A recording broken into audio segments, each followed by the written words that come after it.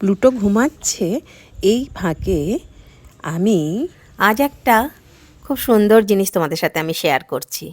সারা বছরই গাঁদা ফুল দিয়ে পুজো করা হয়, কিন্তু শীতকালে একটু খুব বেশি পাওয়া যায় বলে তাই ভগবানকে পুজো করার সময় গাঁদা ফুলটা ইউজ করা হয় খুব বেশি। আর তাই সেগুলো আমি সন্ধেবেলা ঠাকুরকে ঘুম পাড়াবার সময় তুলে নিয়ে জমা করতে থাকি। একসাথে অনেকটা জমা হয়ে যাবার পর গাঁদা ফুলগুলোকে কুচো করে থালায় নিয়ে মাইক্রোওভেনে ডিহাইড্রেট করতে দিই। সঙ্গে বেশ কিছু গোটা 20-25 লবঙ্গ, কিছু তেজপাতা আর একটা বড় দারুচিনির ডাল নিয়ে ওগুলোকে ডিহাইড্রেট করে নিই। তারপর একটু ঠান্ডা হলে এরপর মিশিয়ে দিই আমি বেস্ট্রিক থেকে আনা সেজ লিভস আর কিছু কর্পূর বাজার থেকে আনা। সেইগুলো একসাথে মিক্সার গ্রাইন্ডে তুলে দিয়ে আমি ওটাকে পেস্ট করে নিই।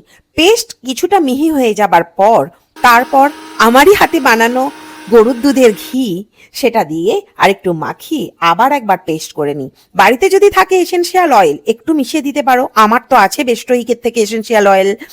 তো তোমরা না হলেও কিন্তু একটা সুন্দর গন্ধ আসবে, আর সঙ্গে পেয়ে যাবে বাড়িতে একটা মনোরম পরিবেশের গন্ধ, আর সঙ্গে সুস্বাস্থ্যকর পরিবেশ, মানে কোনো কেমিক্যাল ছাড়া অর্গানিক ধূপ, যেটা তুমি নিজের হাতে তৈরি করবে তোমার বাড়ির পরিবেশটাকে একেবারে মন্দিরের মতো করতে, মশাবিহীন।